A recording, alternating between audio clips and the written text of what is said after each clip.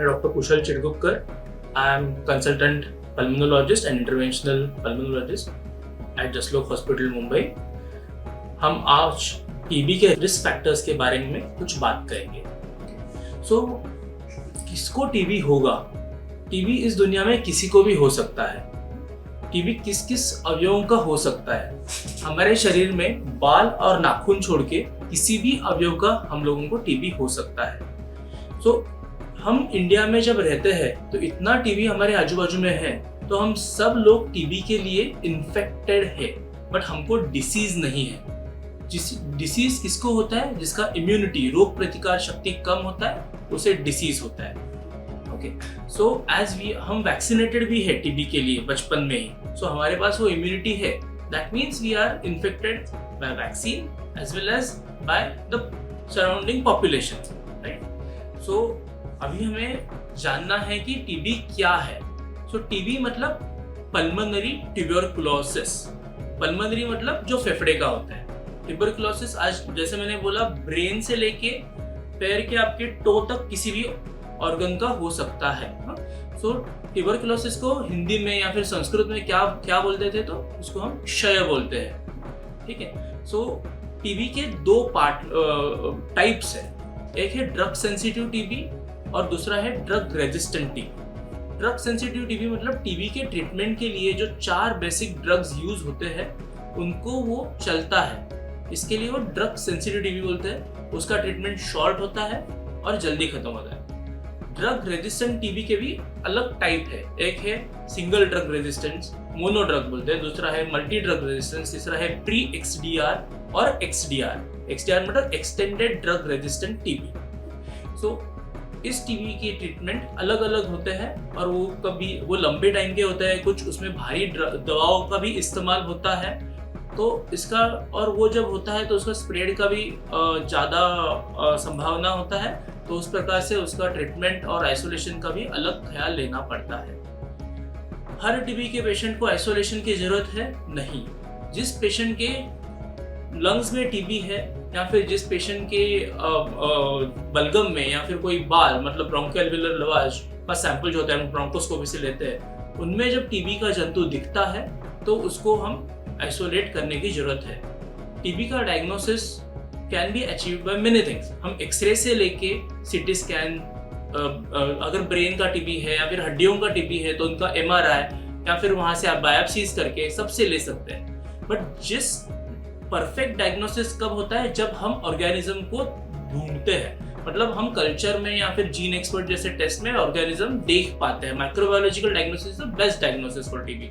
अगर वो नहीं हो सकता है तो टीबी के संभावना के ऊपर से भी बहुत लोगों को टीबी की ट्रीटमेंट होती है।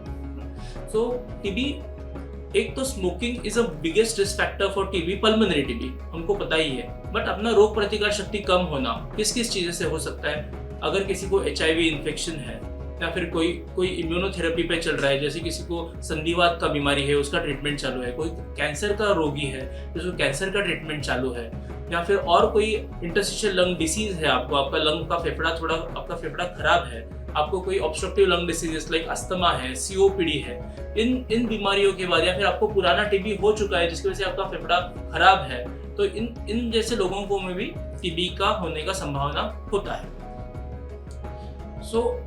ये हम बेसिक चीज़ें टीबी के बारे में हमने जानी है। और क्या है टीबी में? टीबी का ख्याल खुद को कैसे लेना है? जिसको टीबी हुआ है, फेफड़ों का टीबी है, तो अपने को वो खुद को आइसोलेट करना है, अलग रखना है। अगर अपने आजू बाजू में कोई खांस रहा है, किसी को टीबी है, आपको पता है, और आपको भी कोई सिम्टम्स है, टीबी के बेसिक सिम्टम्स मतलब लक्षण क्या है? आपको खांसी आएगी जो 15 से 20 दिन से ज़्यादा खांसी चल रही है, कोई भी बेसिक ट्रीटमेंट से कम नहीं आ रही है, आपकी सांस फूल रही है, आपको शाम के टाइम में ज़्यादा बुखार आ रहा है, या फिर आपको पसीना आ रहा है ज़्यादा वो बुखार के साथ शाम के टाइम में, आपका खाना कम हो रहा है, आपको वजन कम हो रहा है, या फिर आपको कहाँ पे छाती में दर्द हो रहा है, चुभने जैसा दर्द, ये कुछ बेसिक सिम्टम्स है जो हम टीबी में देखते हैं। कभी कभी बलगम में खून आ रहा है। बलगम में अगर टीबी, इंडिया में किसी को भी अगर बलगम में खून आता है तो सबसे पहले हम टीबी ढूंढते हैं, टीबी के बाद बाकी की बीमारियां। तो ऐसे हालत में अपने को खुद का जल्दी से जल्दी टीबी के लिए जांच करवाना है।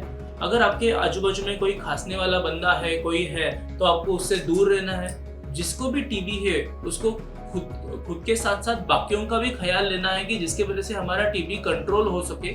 जैसे कि अपने को मास्क पहनना है, ओपन एयर में खांसी करनी नहीं है, हम लोगों को कहाँ पे भी जाके थूकना नहीं है।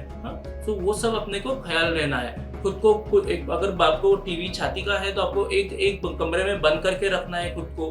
आपका जो कोई बर्तन है, आपके जो कुछ भी चीजें हैं वो अलग होनी चाहिए। आपका रूम वेंटिलेटेड होना चाहिए अच्छा खासा। ये कुछ चीजें अपने को ख्याल करनी है। अगर हमारे कम्युनिटी से हमको टीबी को हटाना है तो हमें जरूर ये सब चीज़ों का ख्याल लेना ही पड़ेगा। हमारे गवर्नमेंट ने, हमारे पंतप्रधान ने, मिस्टर नरेंद्र मोदी जी ने एंड टीबी 2020, फिर 2025 एंड 2030 का ये संकल्प हमने लिया है। 2020 तो हो गया, 2025 चल रहा है। एटलीस्ट वी होप कि हमें 2030 तक कुछ अच्छा टीबी के इसमें कम होने का नंबर दिख जाए और टीबी में अपने को कुछ अच्छी क्या बोलते हैं, we get good results in TB और हमारे सोसाइटी में से टीबी कम हो सके। मोस्ट इम्पॉर्टेंट, अगर ये हमें कम करना है तो हमें ही इसका इनिशिएटिव लेना है। आज इंडिया में बहुत ज़्यादा पॉपुलेशन टीबी से ग्रस्त है और बहुत ज़्यादा डेथ टीबी से इंडिया में होती है। मोस्ट इम्पॉर्टेंट अंडरस्टैंडिंग ये है, टीबी ये ऐसी बीमारी है जो 100% क्योर हो सकती है if you diagnose it at right time. और अब उसको टाइम पे पहचान लोगे कि ये टीबी है और टाइम पे उसका निदान करके आप उसकी ट्रीटमेंट करोगे तो टीबी से आप पूर्णता से मुक्त हो सकते हो। अगर आप इधर ही उधर टाइम पास कर रहे हो, खुद का ट्रीटमेंट अच्छे से नहीं कर रहे हो, तो आप टीबी से मर जाओगे। अगर ये टीबी ये कि कैंसर नहीं है कि ये कभी भी ठीक नहीं होगा, तो ये 100% ठीक होने वाली बीमारी है। तो इसके लिए अपने को खुद का ख्याल लेना है। अगर अपने को कुछ ऐसा हो रहा है कि जिसमें हमको टीबी जैसे लक्षण है जो मैंने आपको बताए थे, खांसी, बुखार, फिर अपने बलगम आ रहा है आपको उस खांसी में से, या फिर ना आ रहा है, कुछ भी हो, आपको छाती में दर्द हो रहा है, आपको वीकनेस महसूस होती है, खाना कम हुआ है, वजन कम हुआ है, या फिर हमको आपके बलगम में से खून आ रहा है, ये जब कुछ हो रहा है तो अपना फेफड़े के टीबी के लिए तुरंत देखना है। या फिर कुछ भी अगर बीमारी हो जो हील नहीं हो रही है, कहाँ पे भी अल्सर्स हो, गांठ हो, आपको कहाँ पे भी शरीर में, आपका पीठ दर्द करता है, आपको ब्रेन में कोई प्रॉब्लम्स है, ये सब कुछ भी है तो अपने को मनके का टीबी है या फिर कोई लिम्फ नोड्स का टीबी है, ये सब ढूंढने के लिए भी अपने को अपनी जांच करवानी है और अपने को जल्दी से ठीक होना है। पेट में भी टीबी हो सकता है। पेट के टीबी में भी आपको लिम्फ नोड्स होते हैं, पेट में कुछ पस जैसा हो सकता है, ऐसे कुछ भी आपके रिपोर्ट्स में आता है। सो हमें आगे का जांच करवाना है। आगे के आज के दुनिया में बहुत ज़्यादा डायग्नोस्टिक चीज़ें भी अवेलेबल है कि जिसके ऊपर से हम जल्दी जांच करवा सकते हैं और प्रॉपर जांच के ऊपर से हम ट्रीटमेंट करवा सकते हैं। आज हमारे पास मॉलिक्यूलर डायग्नोस्टिक टेस्ट अवेलेबल है। हम अब जीन बेस्ड टेस्ट भी कर रहे हैं, होल जीनोम सीक्वेंसिंग। हमारे पास ड्रग सेंसिटिविटी के भी टेस्ट जल्दी हो रहे हैं। We have rapid going liquid cultures. हमारा ओल्ड जो कल्चर है टीबी का तो है ही, पर इस सब के साथ हमारे पास ये सब अर्ली डायग्नोस्टिक मेथड्स भी अवेलेबल है। आज हमारे पास बहुत अच्छे माइक्रोस्कोप्स अवेलेबल है जो सूक्ष्म से सूक्ष्म टीबी का जंतु ढूंढ सकते हैं और हमारा ट्रीटमेंट अच्छे से हम उस सब में करवा सकते हैं। सो हमें ये स्लोगन हमको एक करना है कि कोई भी पेशेंट हमारा या फिर कोई भी हमारा रिलेटिव टीबी से मरना नहीं चाहिए और हमें टीबी जल्दी से जल्दी खुद का भी ठीक करवाना है और पूरे इंडिया में से हमको टीबी का समूल उच्चाटन करना है। ये हमारा एक सबसे बड़ा अभी हमने इनिशिएटिव लेना चाहिए और फॉर नेक्स्ट डिकेड, अगले 10 सालों के लिए या फिर अगला कुंभ मेला आने तक, ऐसे हम बोल सकते हैं 12 सालों के बाद हमारे देश में से टीबी का अगर नंबर हम मैक्सिमम रूप से कम कर पाए तो हमारे लिए बहुत बहुत बहुत गर्व की बात होगी। और आज दुनिया में हम कहाँ पे भी जाते हैं बाहर, तो इंडिया का जब कोई भी बंदा आता है भारत से तो उसका पूरा टीबी का इवैल्यूएशन होता है। बाहर क्योंकि टीबी इतना नहीं है तो वो सब डरते हैं कि हमारे से टीबी उनको ना हो जाए। जैसे हमने पोलियो का समूल उच्चाटन कर दिया है ऑलमोस्ट, वैसे हमें अगले कुछ सालों में टीबी के लिए भी लेना है इनिशिएटिव और सब करना है। उसके लिए हमारी भारत सरकार भी बहुत अच्छी योजनाएं बहुत पुराने टाइम से ले रही है। टीबी की ट्रीटमेंट हर एक रोगी के लिए हर एक अस्पताल में, गवर्नमेंट अस्पताल में फ्री में अवेलेबल है। हर एक टीबी के रोगी के लिए भारत सरकार कुछ पैसों का भी इंतजाम करती है। हर महीने हर एक जो XDR MDR टीबी के पेशेंट्स है उनके लिए खाना पीना के लेके सब कुछ भारत सरकार प्रोवाइड करती है। तो इस सब का हमको पूरा फायदा लेना है और हमारा टीबी पूरा ठीक करना है। और किसी को भी आजू बाजू में भी टीबी है तो हमको उसको हेल्प करना है, छुपा के नहीं रखना है। टीबी कुछ ऐसे ये रोग नहीं है कि ऐसे छुपा के रखने की जरूरत है।